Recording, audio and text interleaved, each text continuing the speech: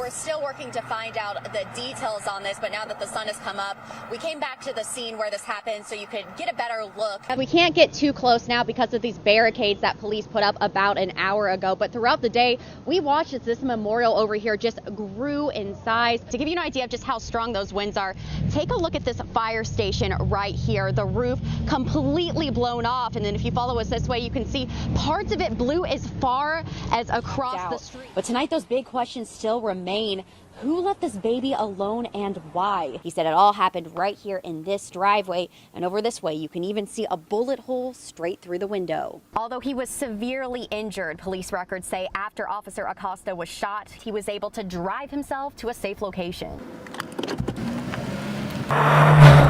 Yeah, Daryl, and this appears to be the center of the investigation here. If you take a look down this way, you can see that there's still a section blocked off with police tape here. It took years of planning and construction, but the new roundabout at the I-55 corridor is now open to traffic, and we're actually on it right now. He eventually crashed into another car here on Airways, and after that crash, police say 2 suspects ran off towards these woods. If all goes to plan, this land will soon become Tennessee's newest state forest. We are here at Mallory and Robin Hood Lane, and this residential area is where police say they last saw those suspects involved in the chase. And I'll take a step out so you can see what's going on. It is still an active scene right now. They're understandably very shaken up about this. If you take a look, you can see there's still police tape lining this house on Gore Avenue, and over this way just a few minutes ago we saw some people, including a child who was in tears, that came by and placed that light and those bears on this mailbox here. From your tires to your battery to your AC, your car can really take a beating, but you don't have to be a car expert to protect it from the heat. If your AC starts going out, the first thing you can do is check your coolant levels, and you can find that in this white plastic container next to your radiator. Damian Eccles and his attorney said they are very disappointed in this decision, but they said their fight is not over, and they said they're going to continue to do what they can to get that DNA tested. Feel like a free man right now? Some days. Some days yes, some days no. Boxtown is probably the oldest community in the city. I've lived in Boxtown all of my life. It's a beautiful place. For Bastel Booker, Boxtown is home. We love our neighborhood. We take care of each other. We're a close-knit neighborhood. It's that tight-knit family feel Booker said makes his community so very special. His family has been here for generations, and his children grew up here. We're children standing on top of our father's shoulders. It's a continual recycle of the same people. Walking the familiar streets with neighbors that have turned into family is a weekly tradition, but you won't see them outside without a mask. We're protecting ourselves from the air quality, the chemicals in the air, and some of us have allergies.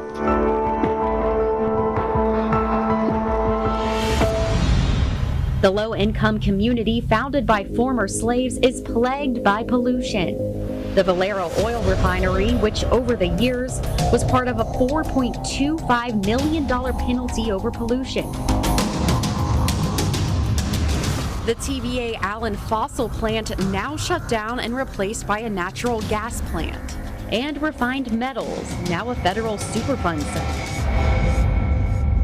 You have people that's dying. A lot of people are dying with cancer and other issues. If you could explain the smell you experience when you step outside, what does it smell like? Sometimes I wake up early in the morning, about 5 or 4 o'clock in the morning, and I smell this awful scent in my home. I can't hardly breathe. Just a few miles away on Florida Street, another concern for people in South Memphis. In August, the EPA told the city that sterilization services of Tennessee could be putting out hazardous fumes into the air. The plant uses a colorless, odorless gas called ethylene oxide, or ETO, to sterilize medical equipment. Caroline Freeman with the EPA says breathing it in over a long period of time could cause cancer. This is a risk that if I'm exposed to it for, from the time I was born to maybe the age 70, that, I would have a greater chance of developing some form of cancer, may it be breast cancer or lung cancer. Remember, many of the families in these neighborhoods have been here for generations. Less than a 2-minute drive away, the health department shut down this cotton gin on Mallory Avenue in December for permit violations and pollution concerns. Instead of smoke, cotton gins emit particulate matter, which is similar to dust and can get into people's lungs. If the particle size is small enough, it can cause irritant into the airway and cause irritation in people's airway. It also can enhance those individuals that have lung issues. Larry Hopper is a respiratory therapist at Baptist Memorial Hospital in Memphis. He said these kind of irritants can be unknown killers to people over time. If you're born in it or you're raised in it and you have to stay in it long periods of time, then you don't know. It becomes natural to you, so you don't know it's a problem. Do you think that the people in these communities know something's wrong? People may not know that they're being exposed to this particular cancer-causing carcinogen, but I guarantee you people know that something is wrong. For Justin Pearson, anguish runs deep. He and his family grew up in the Westwood community near Boxtown. He lost both his grandmothers to cancer. Because they didn't have a whole lot of money, because they weren't rich enough to live away from the pollution, their lives were deemed less valuable. That's why Pearson founded the group Memphis Community Against Pollution by knocking on doors and sending out mailers. He's made it his mission to educate people about what's going on. Those voids that are happening in our families, we can't fill those, but we can fight, and that's what we're doing now. We're always ready to stand together for a fight for our neighborhood, Good God-fearing neighborhood. As the sun sets on another day in Memphis, neighbors like Booker say they will rise to fight for cleaner air.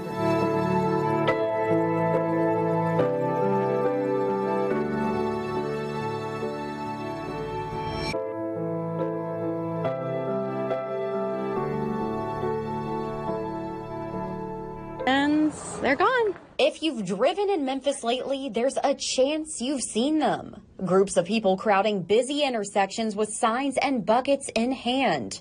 Their story, hard to ignore.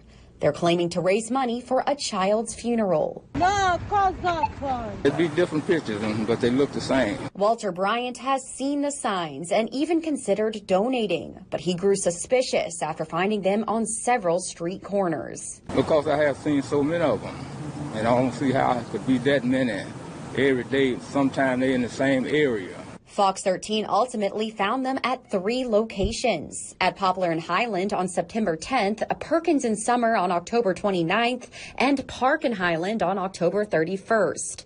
You can see the signs look similar with red and black uppercase lettering. They all read, "Please any help, God bless," at the bottom. The words stay the same, but the faces of the children do not. So we wanted to know, is this sob story a real one? I'm so sorry for your loss. Can you tell us who this girl is? Can you tell us how you know her or what her name is? Ma'am, we just want to help out. Is there any way you could tell us what happened to this girl? When it comes to getting people to give money, Daniel Irwin with the Better Business Bureau said high-pressure tactics like this are very common. When you see a sign on the side of the road, you've got a split-second decision to make. They're hoping that you decide to give because of the emotional pull that you'll get. He reminds you to vet any charity or organization before handing over cash. When you give money to something like this on the side of the road, you really have no way of knowing where your money's going to. And in a situation like this, it's highly unlikely that your money is really going to help that person in need. One driver had this to say of anyone who would profit off a tragedy. You people are wrong. And if the MPD don't get you, God gonna get you, because he do not like wrong. And that, you don't want God to get you. So please, whoever doing these scamming here in the city of Memphis, please stop. And it hurts me because, You know, I was ready for her. I wanted my other baby. A pink and white crochet blanket, a tiny pink bonnet, and an ink footprint no bigger than a bottle cap. It's all Trinicia Moss has left to remember her baby girl, Darnicia. Because I barely had time with her before she passed. Instead of planning a baby shower, Moss is now planning a funeral. She was just over 21 weeks pregnant when she prematurely gave birth to Darnicia. I didn't get the help that I needed. And I feel like they let my baby die. And I would have died too. Moss lives in Tunica, a small town in northern Mississippi about 40 miles away from the closest hospital. Doctors told her from the beginning that her pregnancy was high risk. So when she started having unusual pain mid-October, Moss made the drive to Baptist Memorial Hospital in South Haven to see a specialist. I'm telling this man I'm hurt. I'm telling him I feel something cut me. You should keep me here. You should put a baby monitor on me or something if I'm already high-risk pregnancy. Moss said the doctor told her her pain was likely caused by a urinary tract infection and high blood pressure and sent her home. But that night, the pain became unbearable. I started bleeding real bad. And about 2 o'clock, I called the ambulance. They got here around 3. Moss was going into labor by the time paramedics arrived. They didn't help me at all. They didn't try to stop my labor. I was begging them for help. When I asked them why they didn't help me, they stated that they had to wait on the fire department. I'm scared for my life. Blood pouring down out of me. Why is y'all waiting on the fire department? Moss was taken back to Baptist DeSoto. And the same doctor, he came in there talking to me, talking about he's sorry. I actually told him to get out of my face. Baby Darnicia didn't make it. I got to hold her like maybe 10 minutes before she passed. A devastating outcome far too common in the Mid-South. We know that better outcomes are associated with early and consistent prenatal care, and that's kind of the gold standard. According to the March of Dimes, more than half of all counties in Mississippi and nearly half of all counties in Arkansas are considered maternity care deserts. That's a county without a hospital or birthing center offering obstetric care. In Tennessee, 32% of counties are considered maternal care deserts. Many rural hospitals don't have obstetricians. They have general practice doctors and they have other professionals, but they don't have obstetricians. So often women who live in rural areas have to travel great distances to get quality OB care. Lack of care is a major contributor to infant mortality. Mississippi has the highest rate of infant deaths in the country. Arkansas is 49th. Tennessee is in the bottom third. Joelle Archibald is a coordinator for the My Baby For Me program in Memphis. In partnership with the NAACP, she works to reduce infant mortality by providing free educational classes to expectant mothers and transportation to doctor's appointments. You know, having the care available 5 miles from your house isn't any good if you can't get to and from those appointments or keep those appointments. Archibald said the disparities are felt deeper by women of color, who often aren't taken seriously when they say something is wrong. We need to give women credit. They know their body, and even if it's their first pregnancy, they often have a sense that something may not be right. If you don't think something is right, seek a different provider, seek a different care system, seek higher level care until you're assured that everything is okay with your baby. Moss said her 4-year-old daughter was ready to be a big sister. She say her sister with God, but sometimes she asks me why her sister can't come home, why her sister not at home. Her time on Earth was short, but Moss said Darnicia's life mattered, and she'll always be a part of their family. I just wish they would have helped me so she could be here with me, because I would have been a good mom to her. Nobody was going to touch her. Nobody was going to bother her. She was going to be spoiled. She was going to love me and her sister. And, you know, she was going to love me here.